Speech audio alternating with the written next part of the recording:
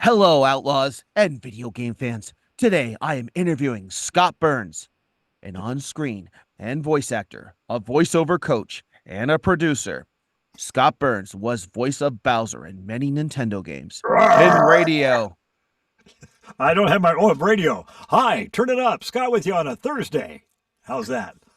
He teaches voice acting, produces demos, and commercials. I'm here to interview Scott Burns. Wow, that is some. I should have called. And he's also my mentor too. Yeah, and I'm also mental. How's that? My mentor. Hi, Mike. Thanks for having me here. This is awesome. Hi, how's it going? Good. What are we chatting about today? Oh, I'm gonna ask some questions. Got some questions for you. All right. I think I have answers. I have a pen and I have notes, and that's what I've got. And I have, of course, Bowser here ready to how dare you just disturb my family vacation. Rawr! There. That's as far as that's gonna go, I guess. Anyway, yes, let's chat. Okay, so here's some answer questions. And out of all the video games, what was your favorite game you did for Bowser that you voiced? Well, the Mario games, yeah. Actually, it was basically pretty. Well, Sunshine Mario was the start, and then I was called in. I did Mario Tennis, and I think some Mario Kart.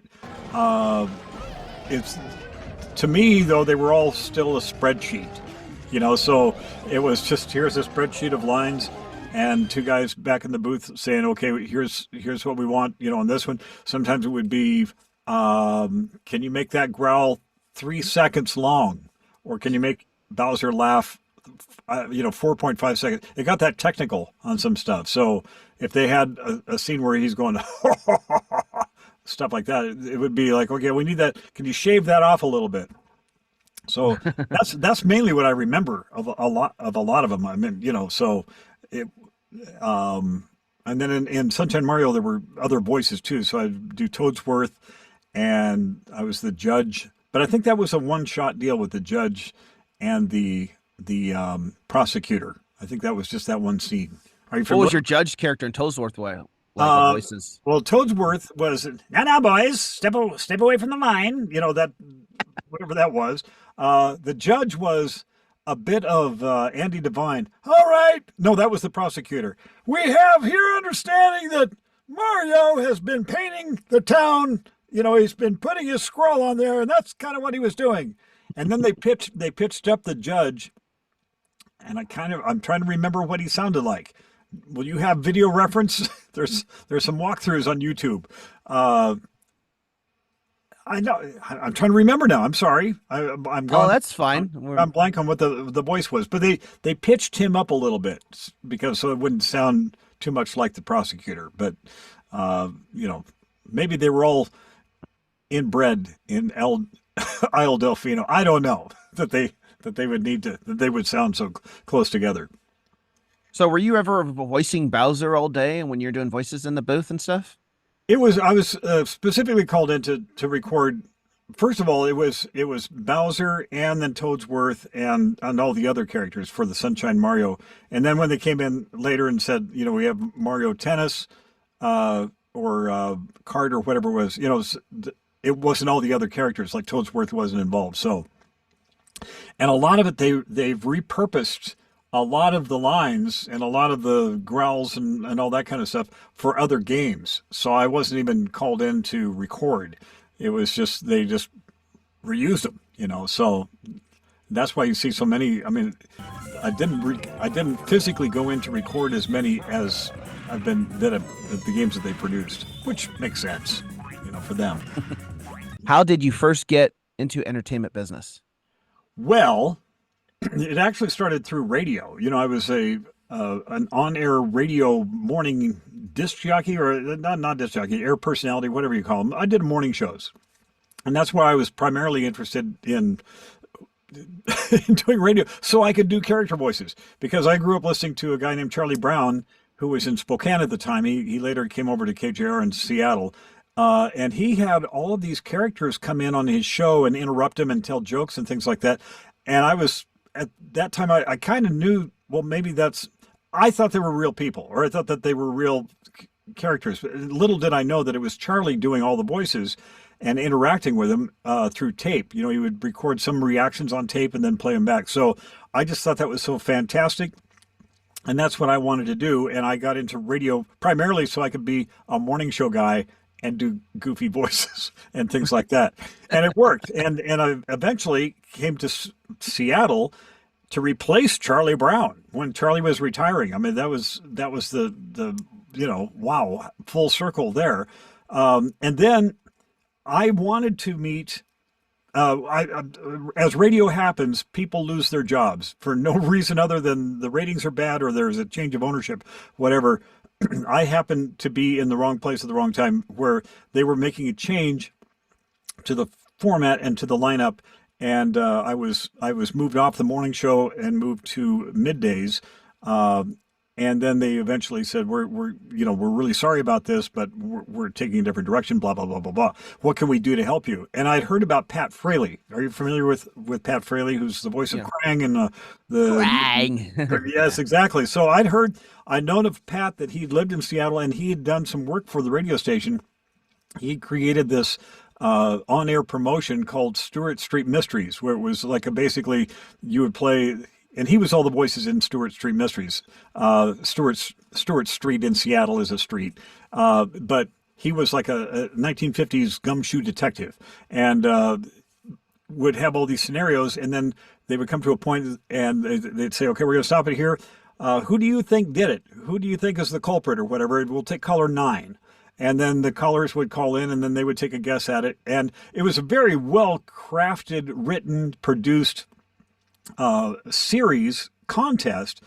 And I'd heard that Pat had done that. And now I'd heard that Pat had moved to Los Angeles and was now working for Hanna-Barbera, the cartoon network, or the cartoon, Hanna-Barbera, who made all the Flintstones and all this other stuff.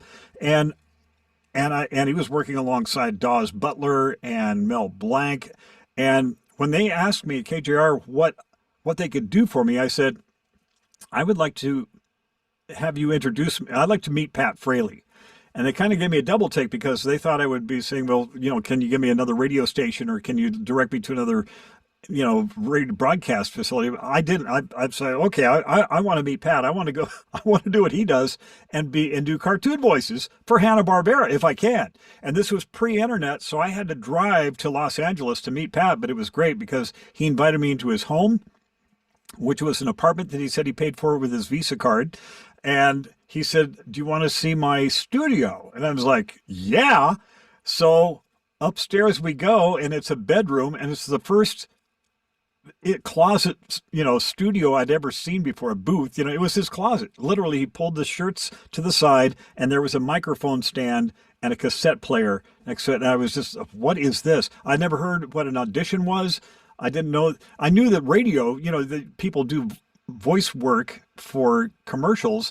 That was just kind of part of the job for radio. I didn't realize, oh wow, you can have that be a thing.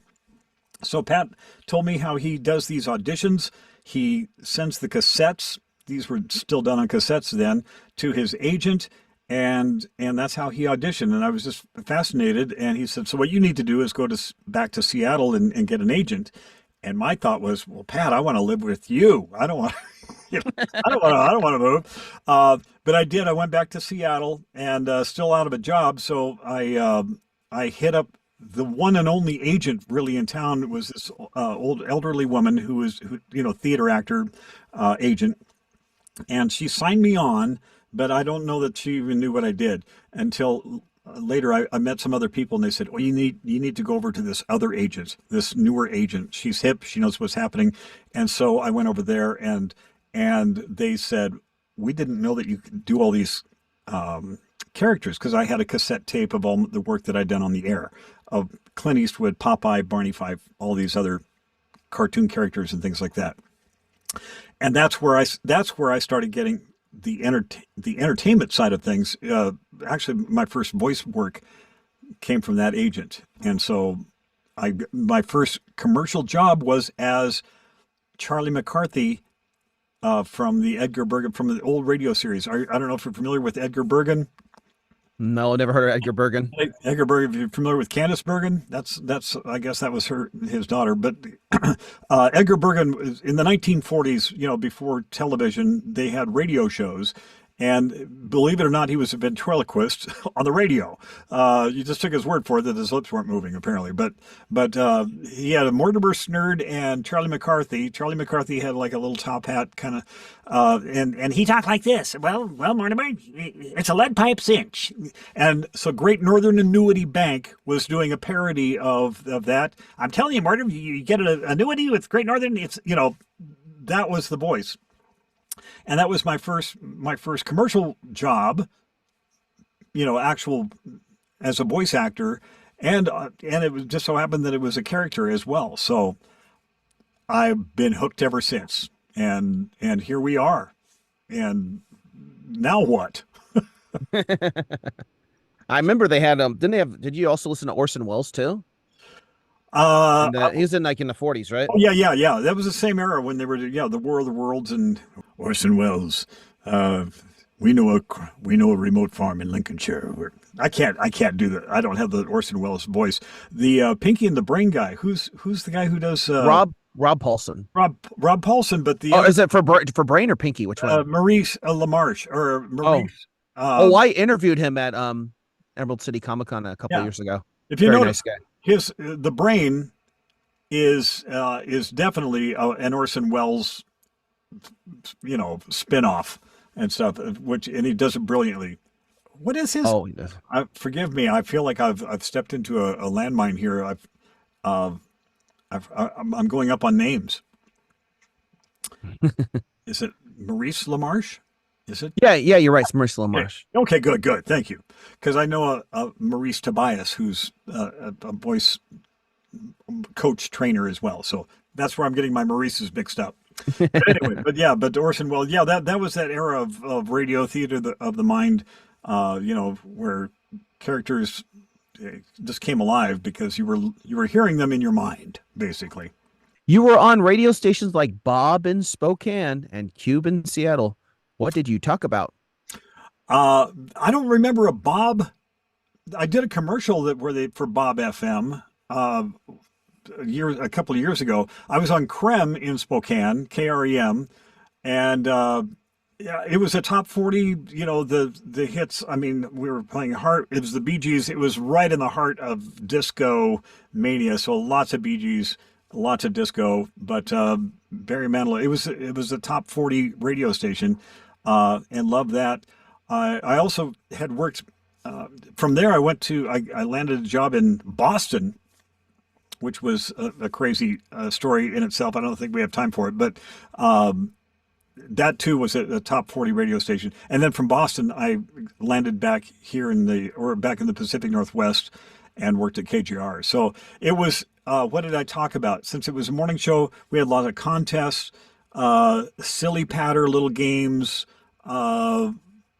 nothing really of substance. When I listen back to tapes of those shows, I'm going, wow, I really didn't have anything like radio now where it's, you have talk shows and you have people talking about the events of the day. We did do that, but it was mostly entertainment related, and it was just being silly and fun and having a good time, basically. So not a lot of substance, but as my Seattle radio career evolved, though, I worked for different radio stations, and it did kind of become more community involvement. So we were really like I was at a station called Young Country, KYCW, and that was where their motto was, we're going to take everything you know about radio and throw it out the window and just do what you want to do. We're going to have morning shows throughout the day. So that was a lot of fun and kind of a high concept where you just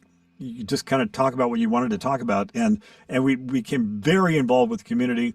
Country listeners are very loyal, and they'll latch onto you stuff. So that was a lot of fun. We did a lot of outside events, community, go to hometown handshake tours, and just meet the public, and did a lot of charity work where we would my morning show co-host then Lisa Dent to raise money for like Toys for Tots, we would have ourselves hoisted in a crane in a parking lot at whatever mall, and around Christmas time and stuff. And we're not coming down until we've reached our goal of bring your toys, we wanted new gifts for kids and stuff like that. So that was fun. It was cold. It was I don't know if you've ever been hoisted up high up in the air in a crane in a little bucket. If you have a fear of heights, that's not the best place to be.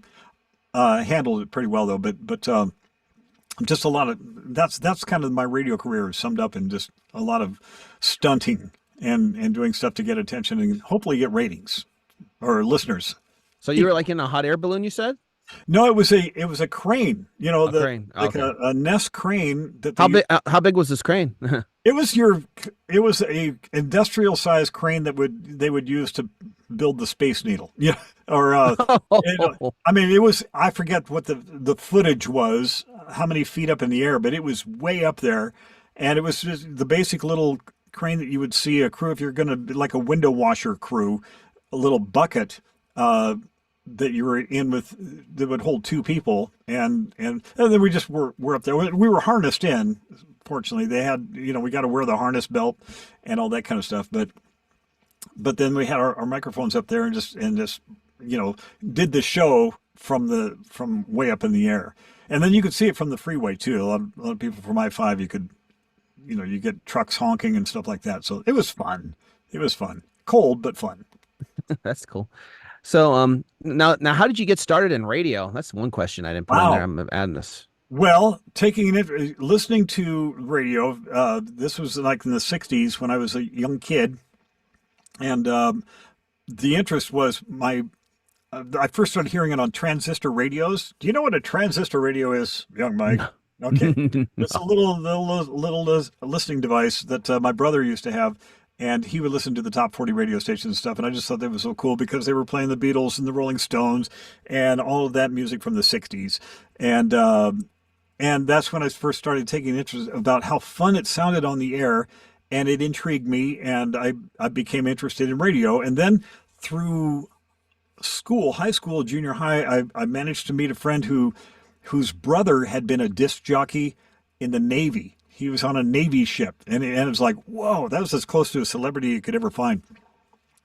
And he too had an interest in radio, so we did our diligence to learn how to become a disc jockey. Then you needed a license from the FCC. You needed that first class radio telephone operator's permit license, and that entailed learning math and all kinds of electronic equations and stuff like that, which I'm terrible at all of that. But we studied through the University of Idaho. They had a little program where we could go and study this so that we could take the test and then be eligible to work for a radio station, because you had to have some form of license to work on the radio. They deregulated that after I got it. So thanks. But through high school, they had a radio program basically through their speech class, declamation, where they would go to the local radio station, KRPL, in Moscow, Idaho, and it's a 1,000 watt radio station, and they would record news, and they had basically a 15-minute news show that they recorded on a Saturday, and then it aired on a Sunday. So that's what I did. I got to be a Cub reporter for that and go and talk to all the coaches. Well, how do you think the girls' basketball team's going to do this year, Coach? Well, I think it's pretty good. Then you go back and you take the cassette and you edit it and all that. And I still have tapes of those days, and my God, they're bad. But as a result of that, I graduated through by the time I was a senior, I was now running that show, and had the attention of the management at KRPL, who came to me after I graduated. They said, we have a weekend utility shift here, which is basically running the Sunday morning hymn book, turning on the transmitter, turning on the FM automation system, checking the rain gauge, doing everything. Basically, you signed on the radio stations. They had an AM and an FM. I'm in. And by now I'd had my third class license. I think I had it. The engineer actually lived at the radio station, so I didn't really need it because he was there on hand. Anyway, that got me in the door, my foot in the door there at KRPL, the kind of radio people like. And the KRPL, some sales guy came up with that. So as I continued on and ventured into college, they had me doing, I eventually got the night shift, and then I got the afternoon shift, and my goal was always the morning shift. And then their morning guy finally up and quit and or got another job, and they moved me into the morning show. So now I'm doing what Charlie Brown had been doing, and now I can do all these wacky voices and all that, and just get my feet wet, basically replicating what I grew up listening to or trying to. And then radio became the thing. And then went to Great Falls, Montana, then to Spokane, Boston, and then Seattle. So it was a quick journey. It was a 5-year journey to go from Moscow, Idaho, and then end up in Seattle in just 5 years. So pretty amazing for when I look back on it now, because it's like, wow. But it was easier then, one, to get into radio, because now the local radio is kind of I don't know if it exists that much anymore. I mean, it does in some little smaller towns. But to get into it now, I mean, it's all conglomerated by mass ownership, and a lot of those jobs don't exist anymore. Like production, it's all done by another guy in the Midwest, someplace else in another city and stuff like that. So I was at the right place at the right time, is what that was. Do you do a podcast these days? No, I would like to do this one though. No, I've thought of that, and I was like, well, how do you load those things up anyway? I have thought about doing them, but I've been so busy kind of with coaching and demo production, which is a blast, that I haven't ventured into the podcast realm yet. So, how did you become the voice of Bowser? Wow, the voice of... Okay, so this is another case of being in the right place at the right time and letting people know what you do. In the course of my voice work in Seattle, I kind of became known as a guy who could do imitations, and impersonations and things like that, and characters came with that. That started with Humongous Entertainment. Are you familiar with it? The Putt Putt Joins the Parade and Fatty Bear and the kids' games. And a lot of those were recorded at a studio called Bad Animals. I've seen that. I think that's in somewhere in downtown Seattle. It was, yeah. It was a big legendary. It used to be K. Smith and all the big groups, Heart, Nirvana. I mean, all these bands and stuff had recorded there at one point of their careers. So the studio manager, Wendy Wills, knew me and knew the work. And so when Nintendo, which is based in Seattle, came and said that they wanted to book some time and have some people come in and read for these characters, she made sure that my agent knew and said, we'd like to have Scott come in and read for some of these. We don't know what they are yet. So it's like, okay. And it was just two guys and a laptop, or they're two laptops, really super nice guys from Nintendo. And they basically said, okay, well, we have this character, and I think one was Toadsworth, and they had little pictures of him, graphic, and okay, that. And then we also have this one. And then they said, now we have this character too. This is Bowser. And they say, are you familiar with him? And I said, and I wasn't. I mean, he looked kind of familiar, but I wasn't a game player. And they said, yeah, you're probably, because he comes in at the end of the game and ruins Mario's game, so you don't really see him until you've gone through all the levels, and now Bowser comes in and ruins it. So they said, and we don't want him. So yeah, obviously he's a monster. But we don't want him too mean, and scary, because the kids, there's going to be kids playing the game. So I thought, okay, well, I instinctively, I did a Santa Claus, because who doesn't love Santa Claus? Who doesn't love children more than Santa Claus? But just put a growl on him. So it was like, Merry Christmas, Mario, how dare you? So he had there's a bit of joviality to Bowser, and he's cloaked in Santa Claus, which is what, and they go, okay, yeah, that was awesome. I don't know if they said awesome, but they were happy with it. So that was basically it. I know that they had other people come in and read for other characters. I don't know if they just decided that I was the one or if they listened to others. But all I know is I got the gig, and then with union work you have to. They get you for 3 characters throughout a game. So that's where it was handy too to be able to do the Toadsworth character. And I'm trying to think what yeah, now boys, huh? He just looked like an little old man with a higher pitched voice. So so that's what that was. And again, the prosecutor, I just borrowed that from, there's an old character actor named Andy Devine who was in all these westerns, and he was also, if you remember the Flipper TV show from the 60s where there was Bud and Sandy and Ranger Porter, Ranger Rick, or whoever it was, their dad. And then there was an old fat guy who, I don't know, he was a dock worker, but he always talked like this. Bud, you go get the skiff and I'll get Flipper. So that was Andy Devine. And so I said, well, let's try this for the prosecutor. Well, okay, I think that Mario has been painting pictures all over. And they, okay, so it sounds so easy, and it was. But I looked into them, again, I was just, it happened to be in the right place at the right time, and it helped that Wendy Wills knew who I was, and she's great, and has been, and continues to be to this day. She'll always call me sometimes directly if would you be interested in reading for this particular character and things like that. So, God love Wendy Wills. Yes. So that's basically the genesis of Bowser. Now, can I tell you the deep, dark, ugly story of what happened after that? Sure. Okay. It's a business. It's a union business, and I was a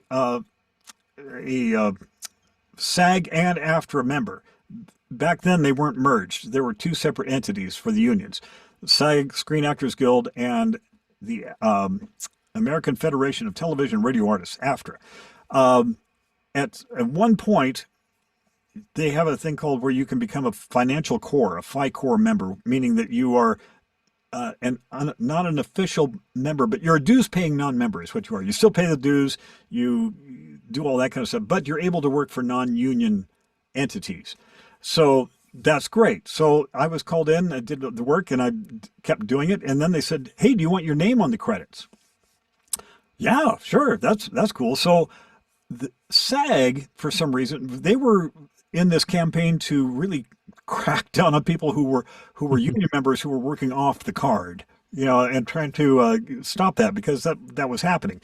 So when they saw somebody saw my name scroll up and did checked against the data, and it's like, oh, he's a union member, and he's working for a non-union company. Nintendo is not a signatory to the union. And I got a very terse letter from the vice president of SAG saying, it's come to our attention that you're providing services for Nintendo of America, a non-union, blah, blah, blah, blah. If you continue to do so, we can either kick you out of the union, never to be seen from again. We'll get your firstborn. It was all this threatening. So now I had the conundrum, because I was financial core with AFTRA, and I thought, well, why is Screen Actors Guild getting involved with games? This isn't an on-camera thing.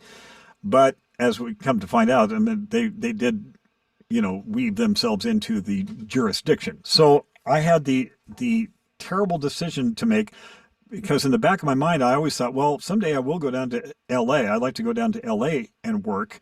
And that's a huge union town. And if I go down there and I'm not even eligible to be a member, that would wipe that out. So I begrudgingly had to step away from doing Bowser.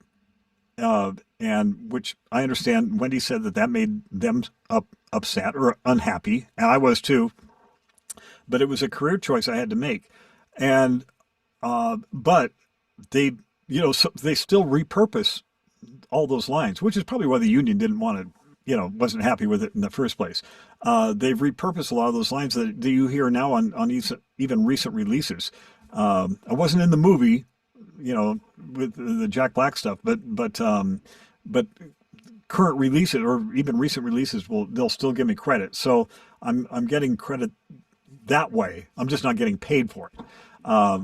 The upside though is that now I can go to these conventions and as the original Bowser and try to recoup some of my losses that way by selling my autograph and buy one of these or something. But that's also fun though to be able to reach out, and connect with the fans, you and everybody, because you grew up with them. So that's the business side of voiceover. It's like, oh God, there's contracts and there's legalities and stuff that you have to adhere to. Today, I probably would say I'm going to stick with it, maybe, but because I don't have plans on going down to LA. I don't have to now anymore that we have remote broadcasting and stuff. So, so that's my torrid tale of providing work for a non-signator. Don't let it happen to you. Will we ever see you voice Bowser in any games in the future? Well, I have done work for Nintendo again, though, but that was for a sales piece. And because I was like, wait a minute. And they said, that's not part of the actors. That's a totally different thing. It's a marketing campaign. So I voiced the, what's the Splatoon game. I was the narrator for the trailer for that, where he's talking about all the features. This is when Splatoon was first coming out. So I did get back to work with them. I forget what your original question was. If you Bowser in the future. To do Bowser. If the opportunity came up, I would seriously check with them, and see what, if I could do it without getting spanked by the union. I would love to. Yeah, that would be, There's a new voice of Bowser now. Is his name like Kenny James or something? Yeah. So Kenny is also a Seattle, he lives in Paulsbo or Oak Harbor, nice. Like that. So he's local. And he too was found by Wendy. Apparently he was brand new to voice acting, and somebody said, send your sample of your work to Wendy at Bad Animals, and he did, and then she called him in. He doesn't do the speaking. They're not doing a speaking Bowser anymore. I was it. So he does. Oh. He just does primarily the growls and the all the grunts and the growls and things like that. I had lunch with Kenny a number of years ago in Paulsbo at the behest of Bobby Sheldon, who invited us, who knows both of us, and he said, "Yeah, we ought to get the two Bowsers together." So that was fun. But he said he growls so much he goes, "It tastes like copper in my throat." Which is like, I think your throat's bleeding when you're doing that. So he's been doing the Comic-Con circuit for a number of years here too. So trying to weave into that circuit still. But I was at Gaming Expo and I saw him there. Just asking. Yeah. So he does great. He does a great growly Bowser, So, and I'm trying to think. Have you seen the Jack Black version? Have you seen the movie version? Yes. Have you ever met him before? You haven't? No. I love Jack Black. I think he's fantastic. But I've heard mixed reviews about his that his Bowser is more of just Jack Black. Is that right? He did a good job. He did a good job in the movie as Bowser. Yeah. But that's good. I know. I'm a huge JB Jack Black fan, so I have no disparaging things to say whatsoever. So were you just all alone in the booth, or were you with any other voice actors? Just me. Yeah, they brought, because there was no. Again, it's a spreadsheet that they have you read, and then they're little MP3s, that they just plug in for, when they're producing the game. So I've done commercials before with people in the booth. That's a really great energy and a whole lot of fun. But yeah, for this, it wasn't. It was, if you could ever, I think you can go online and look. There's a Google 3D look around of Bad Animals that you can see, where you can actually walk down the hall, and look in the rooms and stuff. So it was recorded in the Red Room, which that's where a lot of like Heart I understand that Barracuda, the guitars for Barracuda did that solo or the intro riff in that room at that mic or at that, at that. Oh, the band Heart did that there? Yeah. That's kind of cool. Yeah. But yeah, so it was just me. I've done a lot of work out of that room. So, and it's also their Foley room. So they have whole shelves full of jingle bells and shoes and just, it's a toy room. It's a toy room and a drum room. So, And it's still around, isn't it?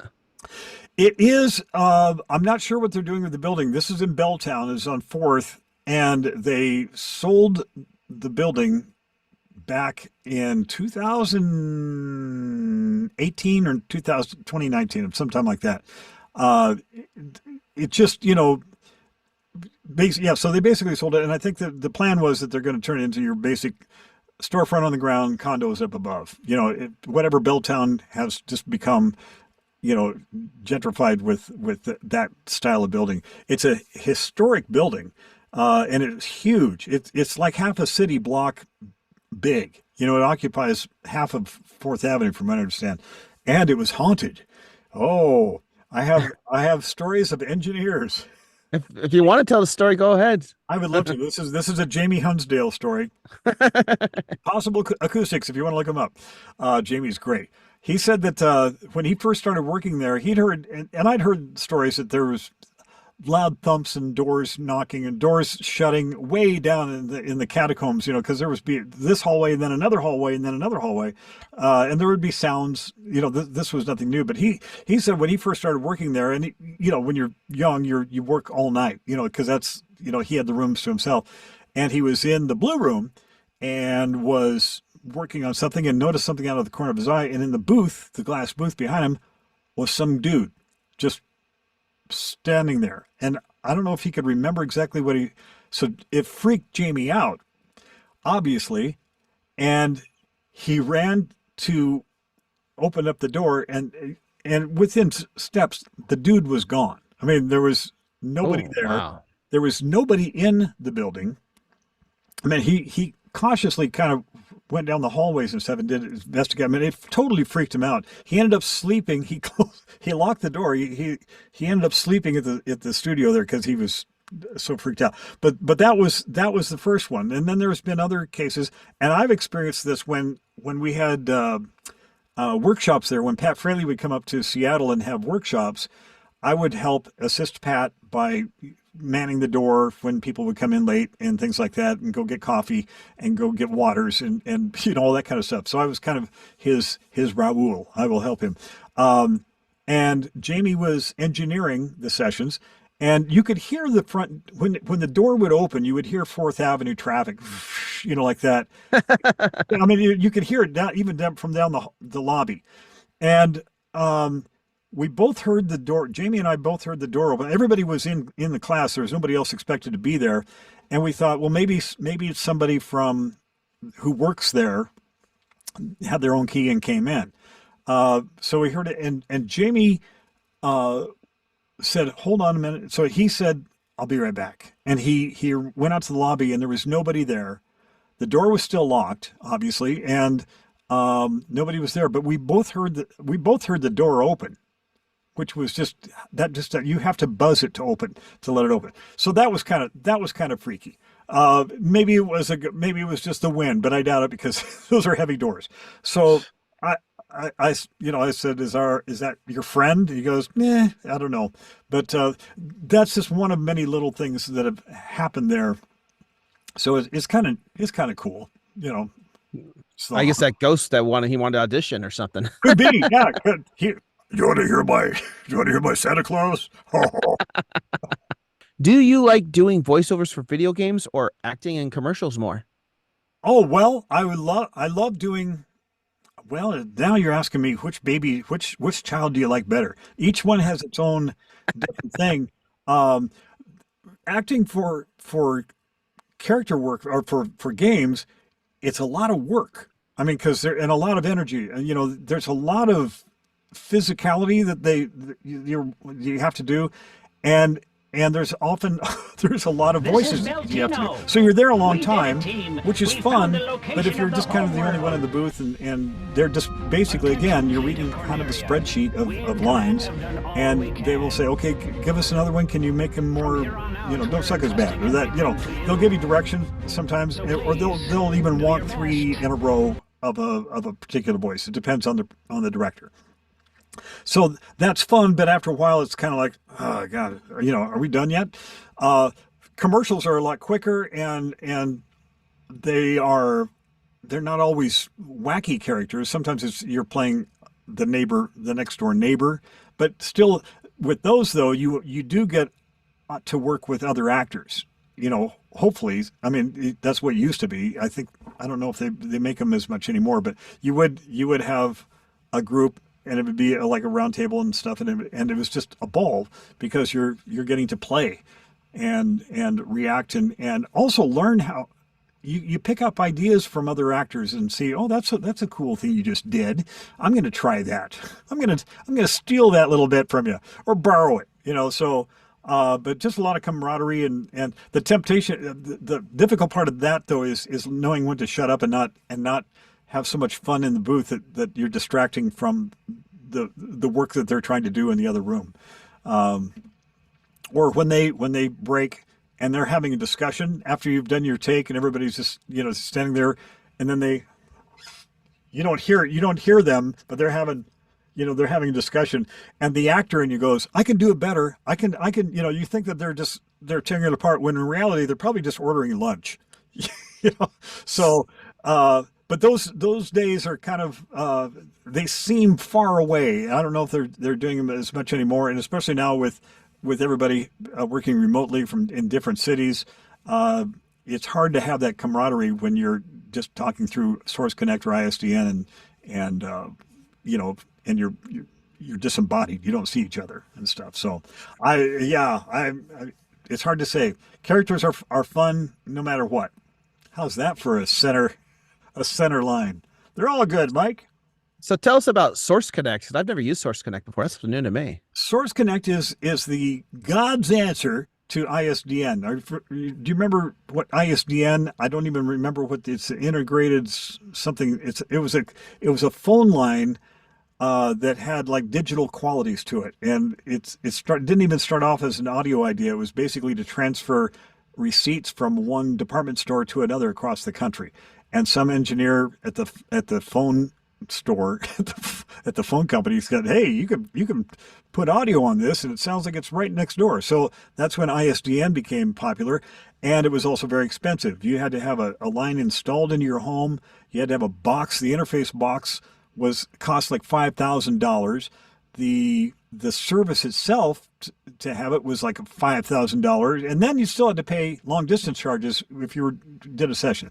And it became popular with guys who did promos and things like that. They didn't have to drive around LA from studio to studio. They could now just have it connected, and engineers love that, blah, blah, blah, blah, blah. So everybody else copied that. But now Source Connect, and I don't know all the technicalities of it, but it's an internet-based quality phone line or quality studio connectivity source that it's like digital. It's crystal clear, and it just comes through the internet.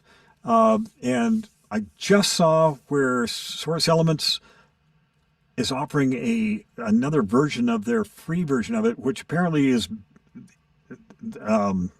it's free, and it's supposedly just as good. I've just saw this about 2 days ago, so I haven't done my homework on it.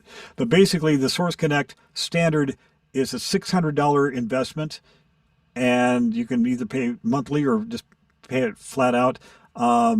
You sign up. I think you get a little license iLock or some sort of a dongle, or you get a license for it, and then you're good to go. And it works great because you're connected to whoever else has Source Connect on their end. And that way you don't have to record your tracks and then send it to them. I still would do it anyway, just as a backup to offer them in case something happened with the Source Connect. They would have a copy of it. But it's it's kind of become the standard now where people, producers always say, yeah, you must have Source Connect standard if you're going to audition for this job. So I have it. I don't always use it. Not every producer always uses it. Some still will direct you through Zoom or Google Meets or any other, or even just a regular phone connection. So they can actually do lip syncs for like cartoons and animes and stuff these days now in Zoom? Well, no. Or is it Source Connect? That's good. Well, with Source Connect, yeah. Now that's the professional version of Source Connect where they, and that one's cost like $1,000 or something, where you can, and promo guys use that because you are looking at the visuals and matching up to it. So if you get a promo for The Simpsons, like Joe Cipriano, I've seen him. They have videos of him in session where he's reading tonight, da da da da da, and then he's timing it to the actual spot, so it's precise like that. So that's when you do need the professional version of that. The regular version is just audio only, and but I would think maybe with it could be used for character work too, if they wanted to, have you sync up to it. I'm sure that's probably. Is it like $1,000 a month or something, or how much a No, month for I'm not sure. Source Elements is the name of the. I'll have to look into that. I'm not sure what the professional range is. I could look it up. Yeah, you can if you want. I got time. Hey, shall I share the screen? Sure, go ahead. Okay. I'm afraid what's on my screen. Okay. Source Elements. There is that. There's the login. They have free trials. Here's products. Here we go. Here's Source Connect. Well, Source Nexus is the new one. I think they're calling it. Or Source Live. Maybe that's... Where is it? Try it for free. They have videos of it. And you use this too, right? Or you don't? Well, I do have it. I have it, but I suspended it because the people that were doing voice, directed sessions weren't using it. And my wife says, why are we paying this, $63 a month? And it's like, you're right. And so if you've had Source Connect for at least 4 months, you don't have to pay the $75 re-hookup fee. So you can step away from it, which is what I've done. And I'm glad. So I technically still have it. I have the license and all that stuff, but I'm not paying that monthly fee anymore. And you pay the fee up to $600, and then after that you own it. And I'm sure that's the way for the. Oh wow, you can own it. That's cool. Maybe I might consider that. I think yes, because it's I don't think it's biannually. I don't think it's an annual thing where you'd have to spend $600 every year. That would be silly. I think maybe, I don't know. Don't quote me on that. You can quote me if you want, but try not to. Try for free. I don't know. Some of these fell off. If anyone's asking a video, these fell off. Okay. Do you want me to hear? So I don't know if that answered your question. I'm gonna stop the share. There we go. What did you fixing this? Did you lose your floppy? There, fixed it. There you go. Okay. Those fall off in there. So I'm probably going to buy more of these later on. These ones where I did that collab, but that was pretty cool. Where did you get those? Arrow. It's called Arrow Zoom. Oh, okay. Good. They look great. They're very Seahawk. Seahawks. So anyway. All right. Let's get to the next question. So yeah, Source Connect. That may not be a bad idea to use. Give it a try. I think you'll like it. And you get to own it once you pay it off, right? Again, I don't know if that's for sure. I think after you reach a certain point, you don't have to pay for it anymore. But I'm not sure about that because I haven't reached the limit of payment on it. So I'm sure there's let me see what's it say. Once you're inside, you can access free trials. Choose to add yourself to our daily remote. I don't know if I'm logged in. Create an account. Oh wait, I do have a login. Yeah. See, click here to activate your full featured 15-day trial. Oh God, where's it say? There we go. Products, settings, profile. I hope those new acoustic panels I get don't fall off like they do. Yeah, well, that'd be kind of cool. Yeah. I don't know. Yeah, you'd have to go to source-elements.com. On YouTube, I think I saw you were like Bill Nye, the Science Guy, one time. Oh yeah. So that was for Bob FM, I bet. That used. So that's a freelance. Well, that's through my agent, Dean Poor, who is a film producer and commercial producer in Seattle. I forget where we met, but he had me come in and be a mad scientist. So we had the wig and the all the test tubes and all that kind of stuff in the background. And it was a radio commercial for Bob FM in Oregon. I forget which town in Oregon, but it was a radio station. And the thing was, if you took all the music that we play on Bob FM and compressed it into one something or other, you would get Bob FM or something. And so, and then it showed a bunch of this machine just crushing things. And then I was just, scientists go, we don't know why, we just love crushing things. So that was a little bit of John Cleese mixed in with maybe a little bit of Bill Nye. I don't know. It was just goofy, kind of fun stuff. But yeah, those were, I love doing on-camera stuff. Not so much auditioning for on-camera work, but I do love being able to, actually wear clothing and I like wearing clothing too. Acting for the camera is a different animal, but it's still a lot of fun. So I did that for a while in addition to the voice work kind of stuff. And those jobs are kind of far and few between too. It's funny how the creativity and switches and evolves over time. What used to be funny. I mean, when I was doing this, there was a lot of parody. We were doing a lot of parody work, kind of like Saturday Night Live was doing. But companies would take a theme like Get Smart.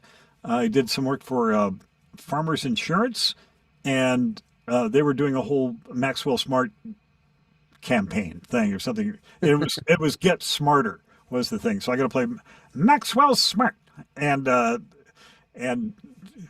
to get there. I don't look anything like Don Adams, but did you ever meet him, Don Adams? No.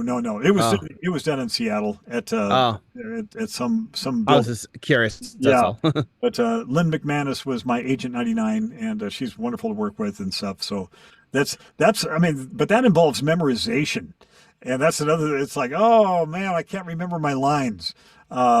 But on that one, I did help build the props, which was like this was Becky Bullock Productions. We built the Cone of Silence. I don't know if you're familiar with the old Get Smart series from the 60s, but love that show. I actually own the whole series. Do you? Yeah. So you remember the Cone of Silence? So we got 2 plexiglass domes, cut them in half, and built a frame, and made our own little Cone of Silence. It was a lot of fun to be a prop master and come up with some of the gimmicks that they did, but that was kind of a grassroots effort. But memories. So she said, well, don't worry. I will have cue cards for you, because there was a lot of technical kind of stuff you had to say. Okay, that's fine, that's great. But when you have a plexiglass thing over it, I couldn't read. I need glasses anyway, and I couldn't read the cue cards.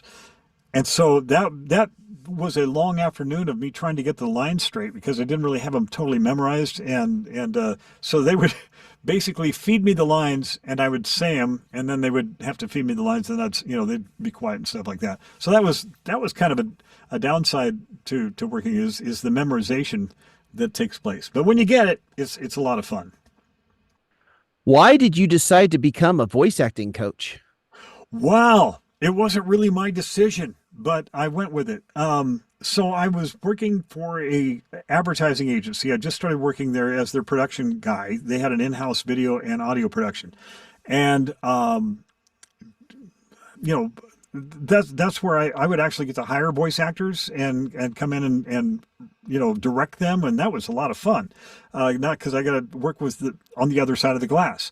And this woman, Barbara Ray, who had been an agent years before, approached me, and she now had a company called Creative Talent Development, where she helps consult people who want to be actors, or maybe they want to get into singing or whatever like that. She would kind of, instead of being an agent now, she was just more of a consultant. And for that, she had a guy who was teaching her on camera video classes. Tony Dupé was teaching that, and also had this woman Kathy Levin who was teaching her voiceover class. Well, Kathy Levin got the job as a studio manager at another studio in town called Pure Audio, and didn't want to, obviously work nights and then go back and do that. So Barbara was without a voiceover coach. And apparently I was recommended by some people. I don't know who recommended me. I think Steve Lawson was the one. Steve, yeah, it might have been Steve. But anyway, so Barbara came to me and said, I'd like you to teach my voiceover class. Da, da, da, da, da. Well, Mike, in the back of my mind, I don't know if you've ever heard that phrase of those who can't teach, do, or those who can't do, teach. It's that kind of that, oh, well, he's not making it in his chosen field, so now he's going to be a teacher. That was ringing in the back of my head. And I was like, I don't want to be one of those. I don't want to be the guy, is my career over? Does this mean... am I washed up and now all I'm going to do is teach? I mean, it sounds terrible to say that, but that really had been running through my mind. And I was like, Barbara, I don't know if I want to get into that. I just started this new job and this and that. She goes, and I kind of brought that whole thing up about those who can't do teach. And she says, well, you're a working voice actor. And I said, okay. And she said, would you at least give it a try just to help her out? So I said, absolutely. I'll give it a try and see how that works. And I also was thinking, hey, maybe some of these people they might want a demo. I produce. So yeah, so this is pretty good. So they met in this little funky building in Lake City Way, and it looked like it was well, you were there. Yeah, back in 2009, my rookie year. yes, my rookie year. So I think you were in the first class. I think you were the very first. Wow. Yeah. So, so this building looks like it could have been a boat repair shop. I mean, there was an actual sailboat parked. It was in the back alley. Yeah, I remember seeing that. Yeah. And it was like, what is this dump? What is this? But you get inside and it's like, oh, there's a grand piano. There's a full little recording studio. It's really cool. And the Audio Logic, and it was, I thought it was fantastic. And it was perfectly disguised because you would not suspect that there was all this gear that you could steal. It was heavily fortified. I'll tell you, and I don't even think it's there anymore. But anyway, that became really fun because it was just directing people, and it just kept growing and growing. And I was like, okay, well, I'll do another class and then we'll do another one. And Barbara and I, we split the cost of that. And, I think it was a 60-40 thing. No, I think I did 50-50 because I was grateful that she had brought me into this. So we did that for a couple of years. And then Barbara decided she wanted to retire and didn't want to do it. But I said, so I kind of took it over and then just, it became my thing. And I've just been doing that ever since. So it's been, what year is this? 2024. How many years is that, Mike? I'm not a math major. You start in 2009, right? Yeah. So 15 years. 15 years. Whoa, that's crazy. So that's where I started becoming coach. And there's that other saying that, well, beyond the those who can't teach shop. That's the joke. But you do learn from teaching. And that's what I learned was that, man, I'm picking up ideas I didn't even know I had. And I've had other coaches. I've studied with other coaches as well, and picked up ideas from them, and also picked up ideas from other voice actors that I've known. And I mean, you just oh, that works great. And I attend webinars and keep up with what's current and trending and all that kind of stuff. So it's just a lot of fun. It's voiceover, and it's fun directing. I mean, it's fun to try this, try that, and to get people where they, to be able to manipulate. It's like having a toy. It's a little Play-Doh here. I'm going to let's see what it sounds like when you do that. And yeah, that's the start, and I hope it never ends. Yeah, because I remember I started off with you, then I did a class with Tony Oliver, if you've heard of him. Oh yeah, Like 2011. Then had a strict voiceover coach where I kind of took a break for a while, because I was stressed. I was back in like 2012. yes, But I got back into it when I did YouTube, got my silly characters, and then 2020 with it's 2022 with Tony Oliver again.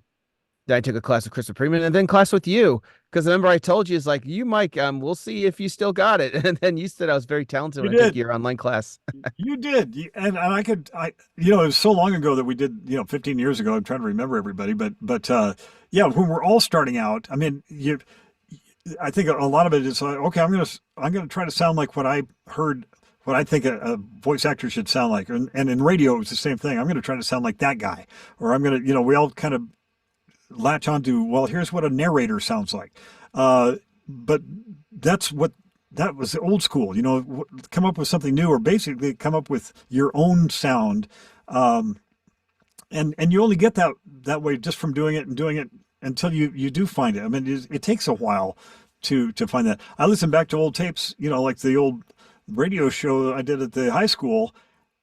I'm horrified. It's like, oh my God, I wish future Scott could go back to past Scott and coach him out of that, bad habits and stuff like that. But basically you take people where they're at and just build on it, and I've heard of other coaches who will sit there and say, no, that's not it. Or no, that's not, who kind of not belittle you, but if they don't offer a suggestion or anything, I don't know if that's effective coaching or anything. It's just being mean. And I've had people say, I want you to be brutally honest with me. And I say, I'll be honest, but there's no need to be brutal, because you take somebody where they're at and it's like, okay, let's build on that. It's not that you have to tear people down to, it's like there's a lot of really naturally talented people that may not even need coaching. Yeah. Coaching, it helps a lot. Well, it gives you paths to follow. Yes. A format. Yes. We need structure. So if you have some structure, that's great. Doesn't mean you have to just adhere to that all the time. I like to know what the rules are so that I can break them. So and experiment and have fun with it and stuff. So yeah, it's a process. So yeah, it's not an overnight kind of thing. It takes time. Yeah, it does. Yeah. And it took me 15 years. And you were having fun in the process, I bet. Yeah. Yeah. And having fun comes through too. That comes through your read. A lot of the, people, when they're listening to it, they can sense that, if this person is fun to work with. A lot of times they go, if it comes down to a choice of, well, okay, we have Mike, we have Phil. They both sound pretty much the same. They're both really good, but I don't know. Mike sounded like he'd be a lot of fun to work with. No, if you're having fun, if it's legitimately coming from a place of joy, that comes through, and people can sense that. And if it's a case between you and some other talent, and you're both equal, what's it going to be? I don't know. Generally, the human mind will say, I want to work with this guy because he sounds like he's having a lot of fun, or he would bring a lot of fun. He'd be easy to work with, so Networking. It's about networking too. Yeah. So every audition you do is a marketing piece as well, because your voice may not be right for that. They may have switched the gender that they want or whatever, but and this happened when I was working for the ad agency. The boss would say, oh, he's not right for this spot, but I've got another commercial I'm working on that it'd be perfect for. Set him aside. So it's like, okay, so the guy got a gig, not on that job, but had he not submitted, we never would have found him. So exactly. Yeah. So you're always marketing. So even when you feel like, I'm not right for this commercial or character I'm doing, give it the best you've got, and who knows what who the recipients are that are going to be hearing it, and what what they're looking for. Which is my next question. What is the most important advice you can give to an inspiring voice actor? Oh, man. Be patient. Don't beat yourself up. I know it's all the negatives that come with it. The biggest thing you're going to hear is, I haven't booked anything yet. I've done 99 auditions. I haven't booked anything yet. And yeah, that's easy to get doldrummed about. But at this point, it's such a hard thing to grasp onto that it's out of your control. There's no guarantee. I had another guy go, so how many jobs have you gotten in the past? Like he's basing my success on how many jobs I've got. Well, it's variable. Not that many auditions have come through. Some I think I've done really a great job auditioning for, but who knows who else they went with. It could be anybody across the country anymore these days. When I started out, it was a regional thing. You had a handful of people from the region. Now it's global. So there's that. So the advice I would give is, I guess, be patient and continue to have fun. If you're in it for the money, the money is great, but you can't be in it. There are professional I won't bring up his name. He's a well-known voice actor in LA. And he came up to Seattle for a workshop. And he confided in us, because that question came up. How many jobs do you do? Or how many have you gotten? And he said he went back through he saves all of his auditions. Oh, there you go. And so do I. Yeah, I do too. I don't know why I can't go. Some I use for little demos and stuff. But he saved it. He estimated he did 4,000 auditions. And I don't doubt it, because the guy, he's in LA and he probably auditions a whole heck of a lot. He goes, out of those 4,000 auditions, he booked maybe 3 or 4. Wow. Yeah, that's what we said. And my first thought was, oh, that's so good to hear. I'm sorry, but oh my God, and he goes, it's the way it is. It's just, you just put it out there. So, yeah, and it wasn't a fraud, feeling good about his whatever. And I'm sure the jobs he got were great, but it is comforting to hear that it's not just me. It's everybody. And there was even another gal who, I think she said she made $16,000 one year, and she does a lot of voice work. I mean, it was a slow year or whatever. Still, $16,000 is a year, but to live on it, no. So that would be another thing I would advise people: don't quit your day job. No, I've had people say that too. I can't wait to get out of this gig. Yeah, I can't wait to quit this job. And it's like, well, I hope you have another one, another cushion to land on. Because if you're doing it for the money and the money isn't coming in, then the frustration sets in, and then the stench of desperation comes through your reads as well. So yes, yeah, just be patient and have fun with it. It's an acting job. How many actors are out there that aren't working? And it might take them 10 years before they become an overnight success. 1, be patient. 2, have fun. And 3, don't do it for the money. The money is great. Sometimes the money isn't great. It shouldn't really matter, but when it is, it's great. And it spurs you to want to do more, but don't quit your day job. I mean, have a cushion of security that you can have fun doing this. And because once it becomes the necessity, then it quits being fun, I think, too. So, yeah, just be patient, have fun, and don't do it for the money. There you go. I got that other part where you talked about that guy from LA, so I'll edit that part. Okay, good. Okay, good. Okay. All right. Here's the next question. You also make demos for people. What is that like? Ooh, that has to be the most fun, because this now combines my audio production, which I love to do, directing, which I love to do, getting to work with great talent, which I love to do, and then creating your own world. Basically, I've always I've made commercials before, but you know, for select clients. But now I can make commercials for Dodge or you know, national sounding commercials. And that's always been my goal, is to make them sound as close to an original, to where people would say, you know, was that a real spot?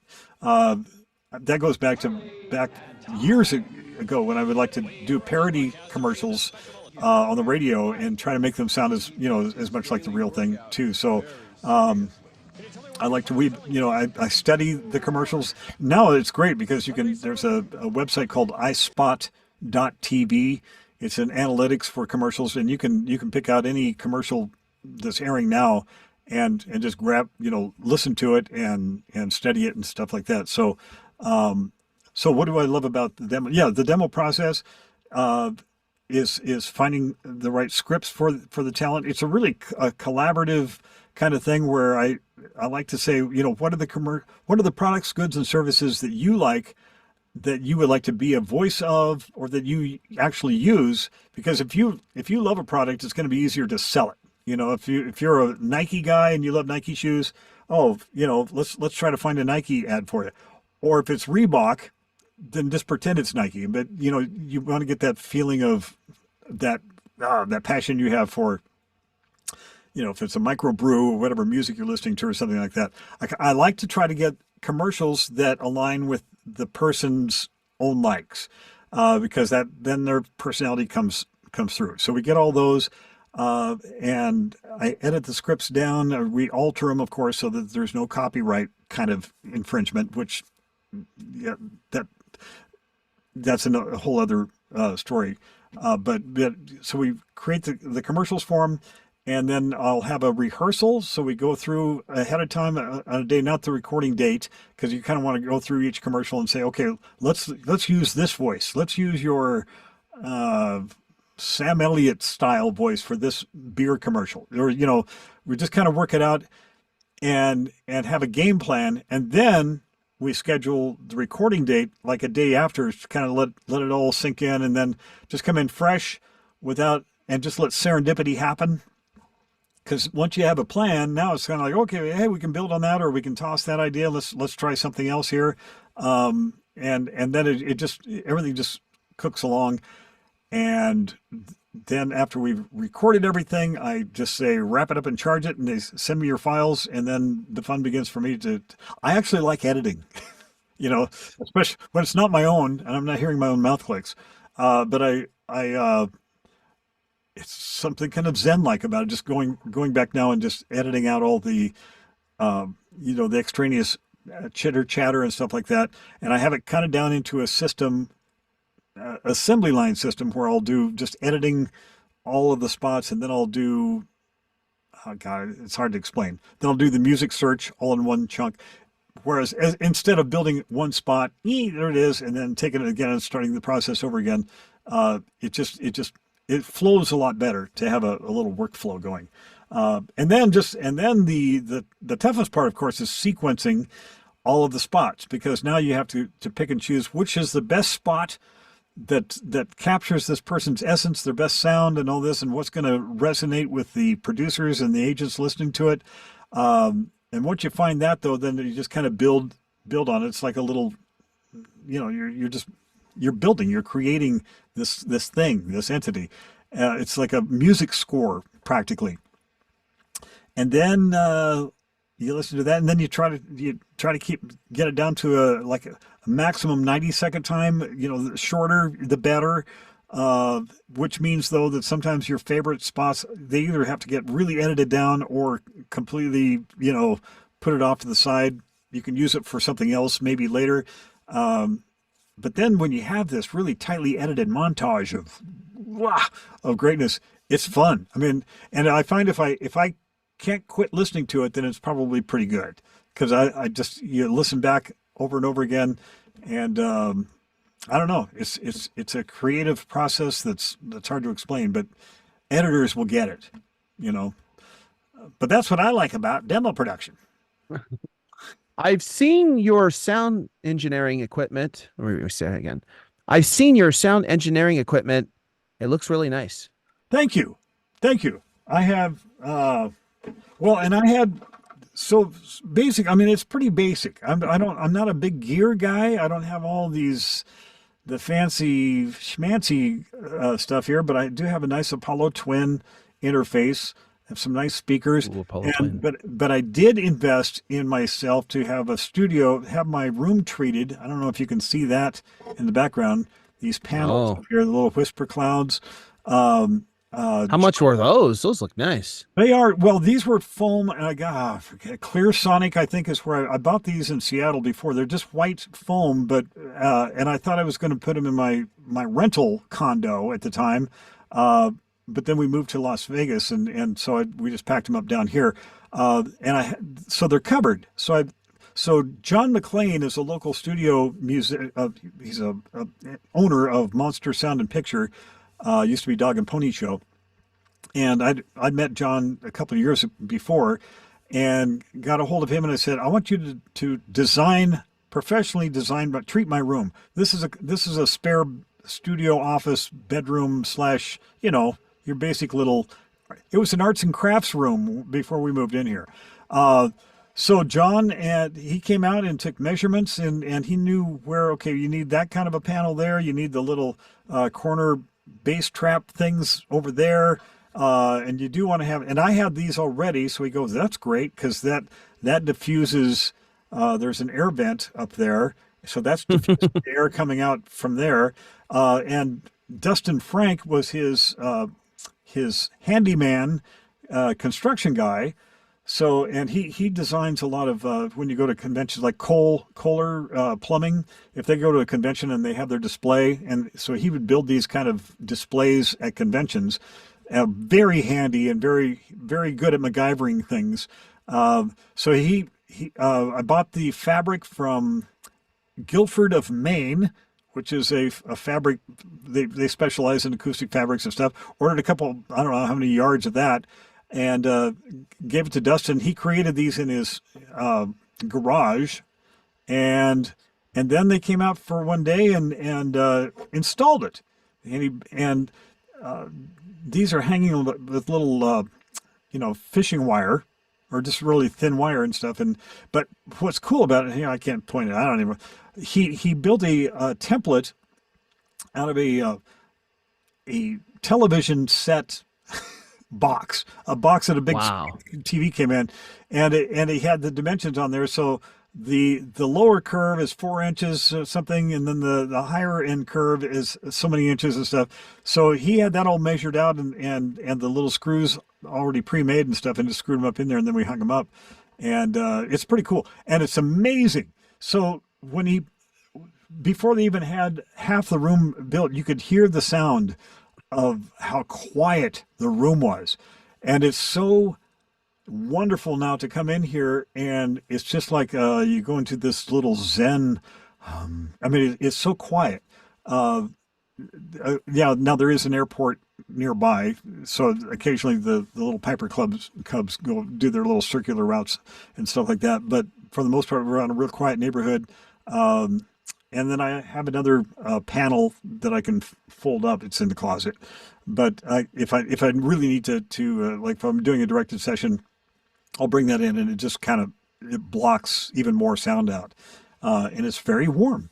So that's the investment I made in myself, to have an actual studio that I can just walk into, and I don't have to build the foam fort and go through that, because I did that for a number of years when we sold our other house and lost my studio there, that I'd loosely assembled myself, not professionally, but it did the trick. But yeah, I was resorting to having to put up some tripods and some braces and hang a blanket over it and get whatever foam I could and just shove it around me. It was a real pain to have to do it. But now I can just walk in, sit down, or stand up and just be in my room. I love to have the openness so I can move around and do stuff like that. So yeah, I like it.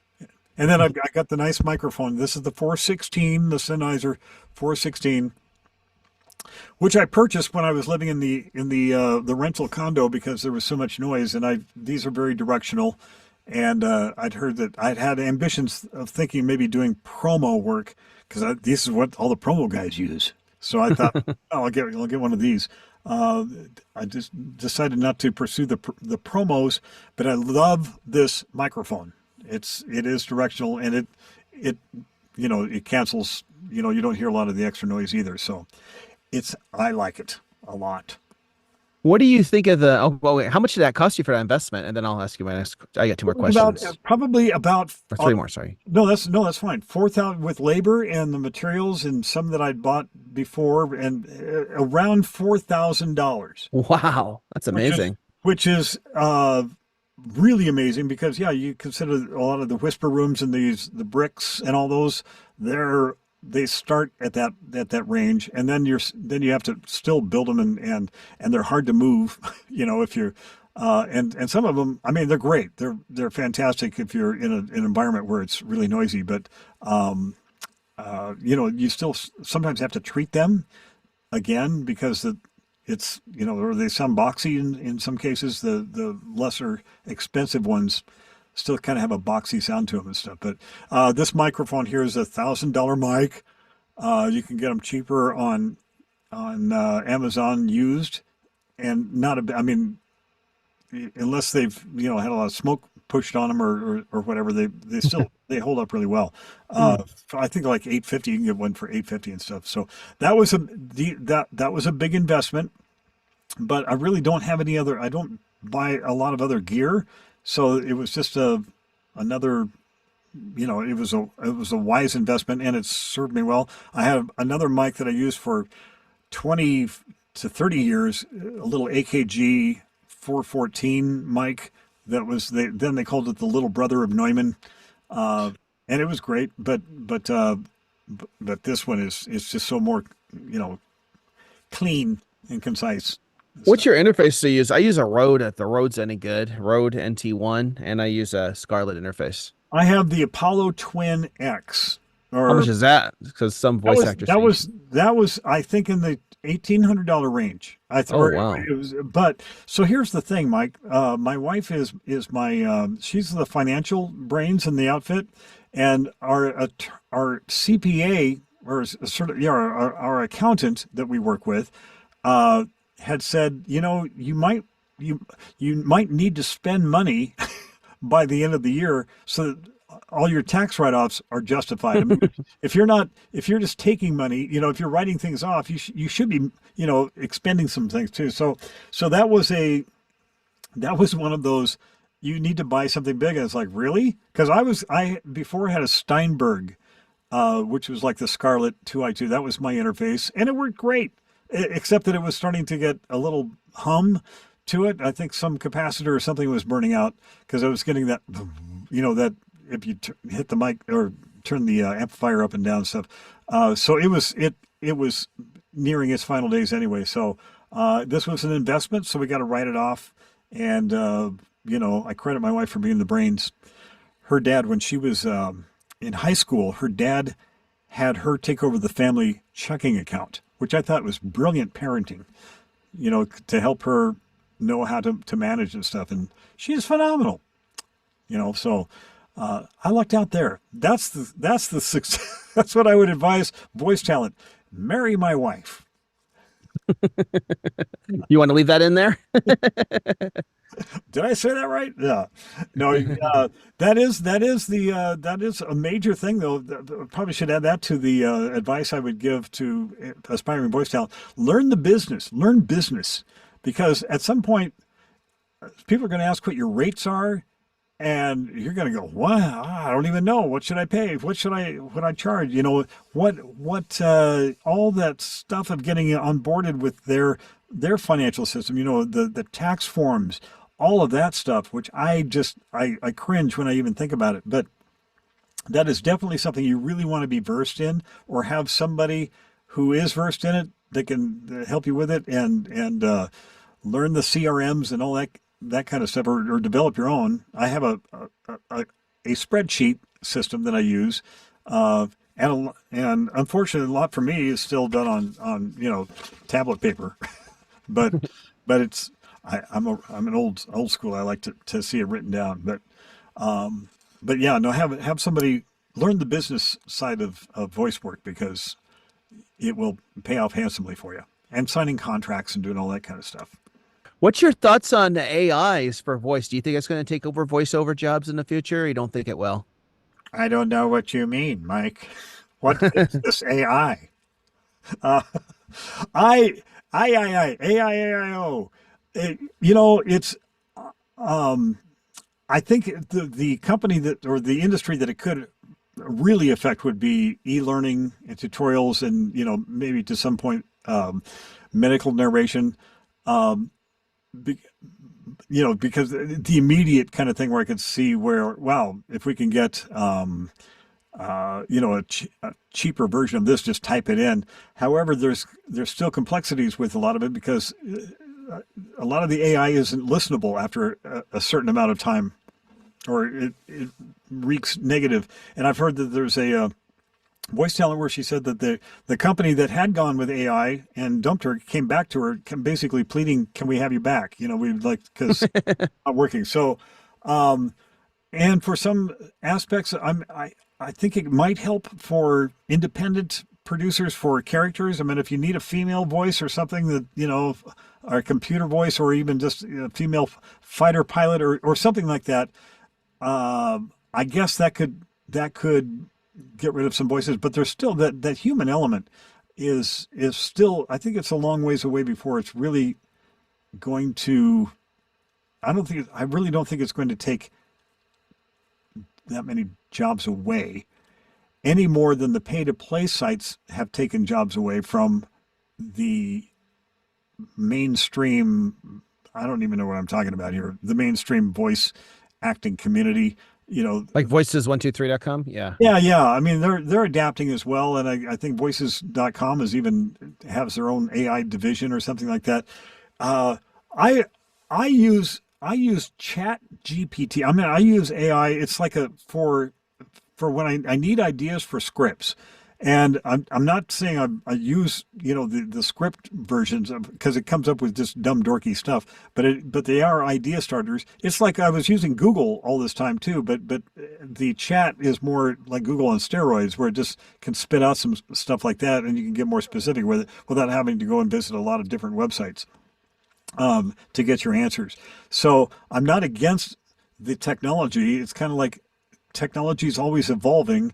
And, I can think back to when we were doing things with reel-to-reel tape, and when digital came out, it was like, digital. Yeah, I'm a razor blade guy. I still cut things. I'm really quick at but that's ancient.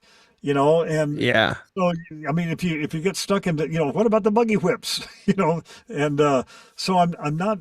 I mean, I think we do have to it's here. We adapt to it. I've seen some of the AI art, and it's like, no, it's okay. It looks like AI art now. It looks like the same glossy kind of thing. So I want something different. So that's a long way to say I'm really not exactly sure where I am on the subject, but I think it's a novelty thing right now, and it will, certain aspects will adapt like they always do. But I still think humans will prevail. Look at radio, for instance. Now, radio has kind of diminished from the days of local radio, but they thought that movies would destroy radio. Then when TV came on, that radio's going bye-bye. But no, it's stuck with it. So all these technologies that come in, we still, have our favorites, and I guess the best win out. Does that make any sense? Yes. Okay. Have you met Charles Martinet? Yes. And he was at the studio during when I was recording the Bowser lines, because he lived in San Francisco, or he still does, from what I understand, and they would fly him in to Seattle to record his lines. And I remember seeing him in the back through the glass. There were several panes of glass in that studio, and you could see a figure standing in the back. And when I was done with my stuff, it was like, oh, it's Charles Martinet.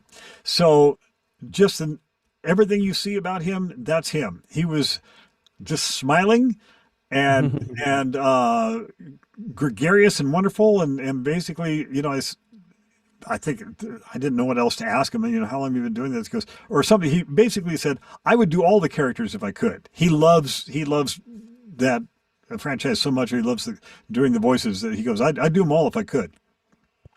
But and then I stuck around and watched him. They set him up, and then he went in and started to do some of his work. I didn't want to stay and intrude on the session though, you know. So it's kind of like protocol. So plus I had to go. I had to go home.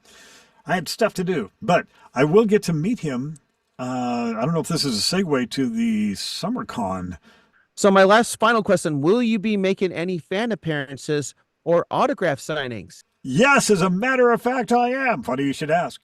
I will be at the Washington State SummerCon June 21st through the 23rd of this year. How's that?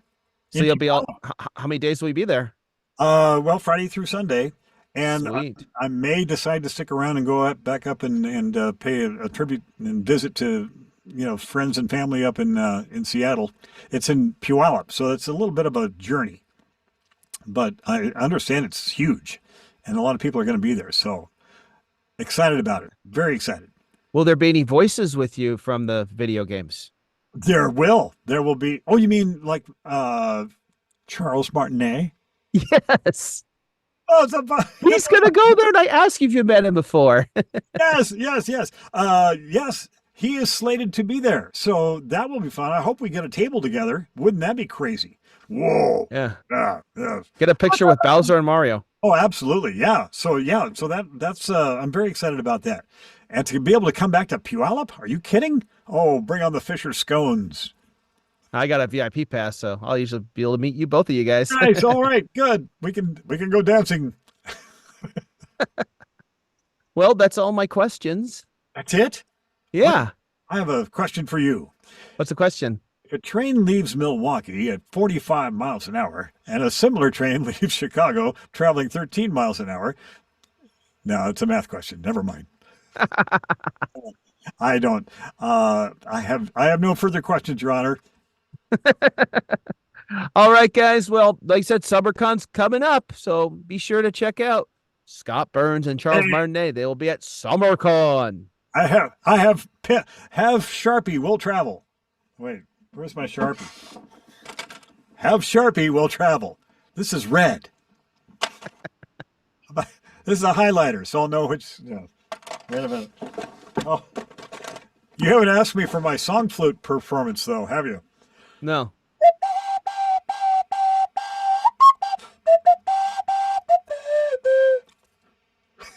You're going to bring that with you there, too? Yeah. I don't know if I can get it through security, to be honest with you.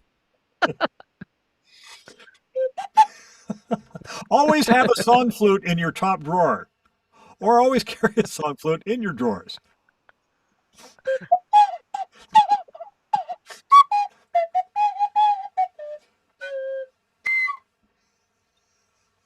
All right. Any promotions you'd like to do before we end this altogether? I don't know. You mean like any stuff you do, social media, anything? Well, I'm on Instagram. If you want to, Scott W.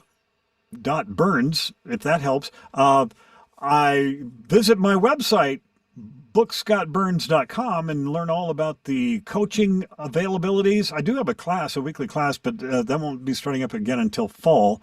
It's a 6-week basic version of voiceover basics for booking. So that's coming up. Yeah, go to Book Scott Burns. It's kind of a call to action. .com, and then just scroll over to coaching or demo production and things like that. If you need a demo produced, you know who to call. So, but you try to make sure people are ready before they. Oh, absolutely. Demo, so. Oh, yeah. Because if they're not ready, you don't want to do a demo if they're not ready. Yeah. No, I wouldn't just jump in. As tempting as it would be fun to work with you, but no, we will do ascertainments and figure out where you are and what kind of demo you need and all that kind of stuff too. So it will entail some fun with coaching prior to, I'm sure. So this guy's a director, producer, and a demo producer. You give advice, and a voice actor as well too. You forgot musician. And a musician also. 4th grade. I still have it. I think I still have my recorder somewhere. I don't know where I put it. See, it's an audio producer thing. I always love being near a recorder, They help a lot. It's a recorder, get it? I have many dumb dad jokes that I can share with you later. So, Okay. All right, guys. Well, thank you, Scott, for being a guest on my show. thank you, Mike. Appreciate that. And check him out at SummerCon, everybody. He will be there. And thank you, Nick, for your fine editing. Thank you, Nick. All right. Thank you. Thank you.